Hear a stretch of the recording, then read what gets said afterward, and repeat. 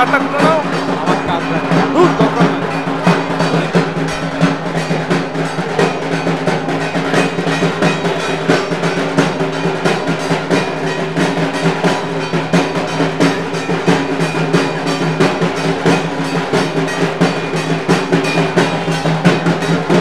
আমরা কিন্তু বুঝতেই পারছি যে ষষ্ঠী মহাষষ্ঠীর সন্ধ্যাটা কিন্তু এই মুহূর্তে সকলে মিলে মেতে উঠেছে, সেটা কিন্তু বলার অপেক্ষা রাখে না।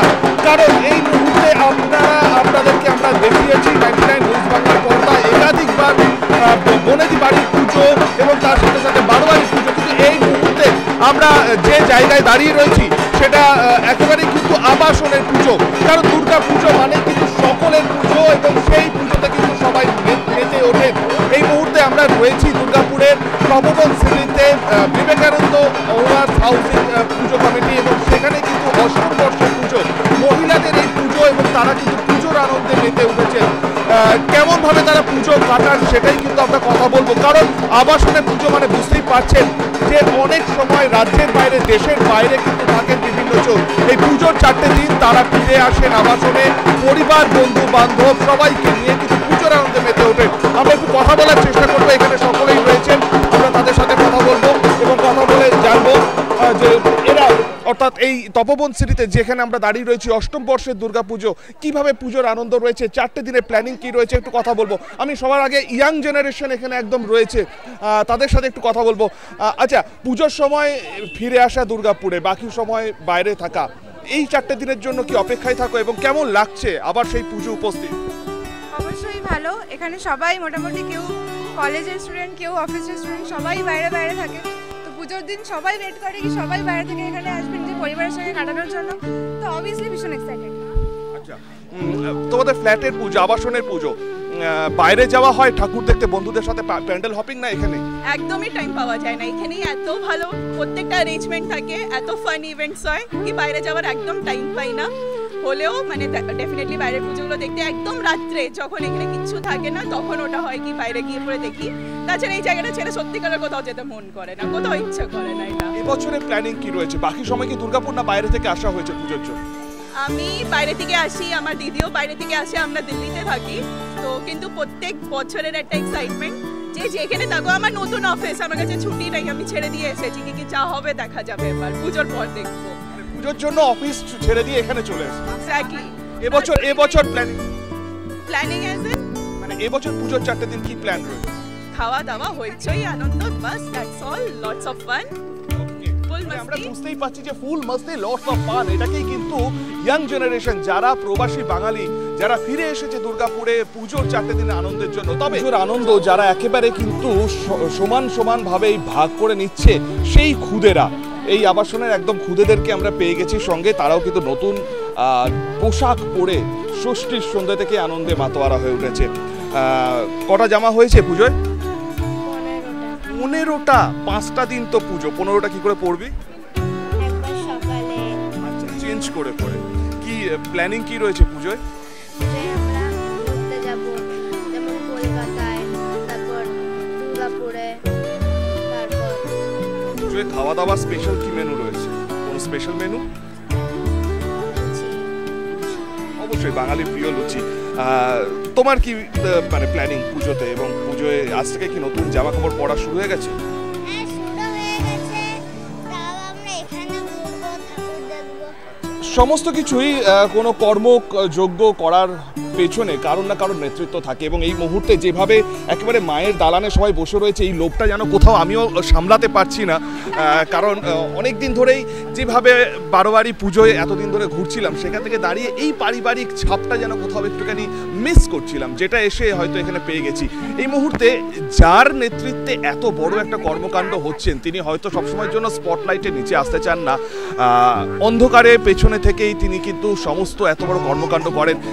আপনার কাছে একটুখানি আসি, এই যে অষ্টম বর্ষ, 7টা বছর পেরিয়ে অষ্টম বর্ষের আপনাদের পুজো, শুরুর দিক থেকে তো এতটা স্মুথলি হতো না, এখন এত মানুষের জমায়েত, এত সুন্দরভাবে পুজো হচ্ছে, কেমন লাগছে কি বলবেন? তো বিশাল ভালো লাগে, খুবই ভালো লাগে। আমরা ইউপিতে দীর্ঘদিন ছিলাম, এখানে এসে এতটাই আনন্দ পাই যে এখান থেকে ছেড়ে আমাদের কোথাও যেতে ইচ্ছা করে না। পুরো রাত দিন আমরা এখানেই পড়ে থাকি আর খুব ভালোভাবে পুজোটাকে এনজয় করি।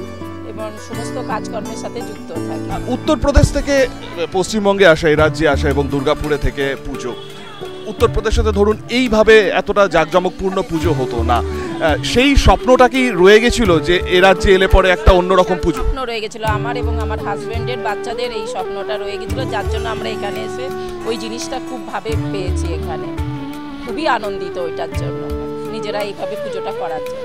তবে যাদের এই মহিলারা এই পুজো পরিচালনা করে তাদের সাথে আমরা একটুখানি কথা বলবো এবং তাদের সাথে আমরা কথা বলে জানার চেষ্টা করব। আচ্ছা, আপনারা এই পুজোটা 4টে দিন একদম অন্যরকমভাবে আনন্দ উপভোগ করেন, বোঝাই যাচ্ছে সেটা, এবং সেটা ষষ্ঠীর সন্ধ্যা থেকে শুরু হয়ে গেল। বাকি বাকি বাকি দিনগুলোতে কি প্রোগ্রাম রয়েছে, প্ল্যানিং কি রয়েছে? আমাদের 5 দিন ধরে নিচে খাওয়া দাওয়া হয়, কারোর ঘরেতে আগুন জ্বলে না, এটা হচ্ছে সব থেকে বড় কথা। মহিলাদের এখানে খুব মর্যাদার সঙ্গে এই কদিন শ্রদ্ধার সঙ্গে তাদেরকে সম্মান জানানো হয় যে তারা সারা বছর রান্না করছে, এই 5টা দিন তারা উনুনের কাছে যাবে না। This is the first thing.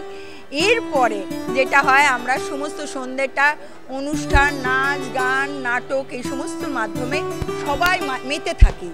একটু আগে আমার একজন বান্ধবী বলে গেল যে প্রচণ্ড আনন্দ হয়, এখান থেকে বেরোনোর প্রয়োজন হয় না। একদমই তাই।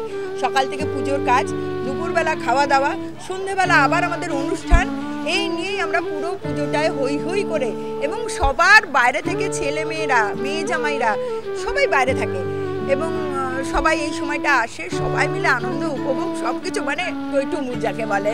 এবং এক কথাই হচ্ছে আমরা বাঙালি, এটা বোধহয় আর আবাসিক পুজো, এই যে ব্যাপারটা, মানে বারোয়ারি পুজো হয়েও যে ঘরের পুজোর মতো হয়, এই ব্যাপারটা কিন্তু ভীষণভাবে উল্লেখযোগ্য।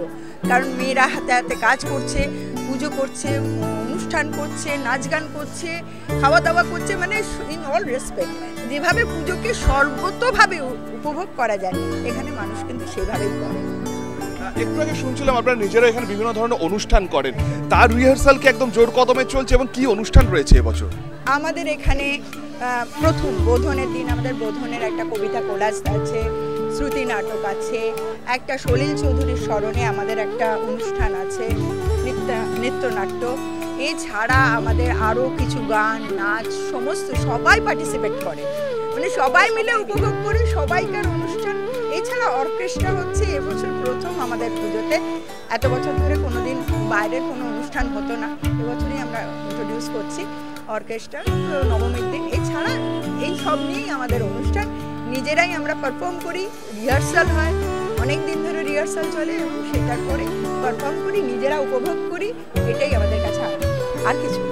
একটা বিষয় আমার খুব জানতে ইচ্ছে হচ্ছে, আজকে দেখছি অনেকে সবুজ শাড়ি, এটা কি মানে ড্রেস কোড ষষ্ঠী? কালকে আমাদের আছে ড্রেস কোড, কাল আমাদের পার্পেল সবাইকে পরে মানে বরণ করতে হবে, মাকে আনতে যেতে হবে, কলা বউ আনতে যেতে হবে। কাল আমরা সব একই রকম শাড়ি পরে যাবো মায়ের, পার্পেল কালার। আর আজকে একটা প্রোগ্রাম আছে, আনুষ্ঠানিক প্রোগ্রাম, আমরা সবাই যোগদান করেছি, কেউ আবৃত্তি, কেউ গান, কেউ শ্যামাসঙ্গীত, ঘরোয়া। খুবই আনন্দ।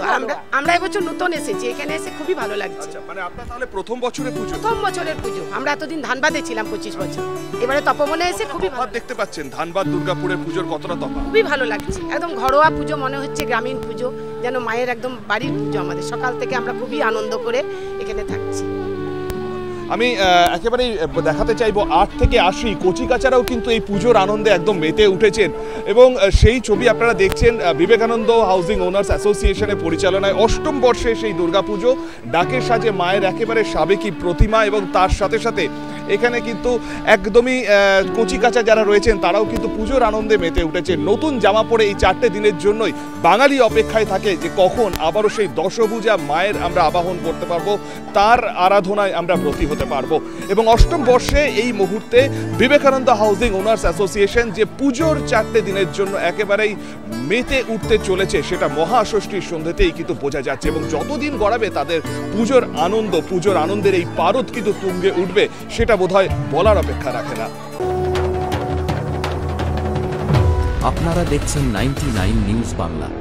বদলাবো আমরা।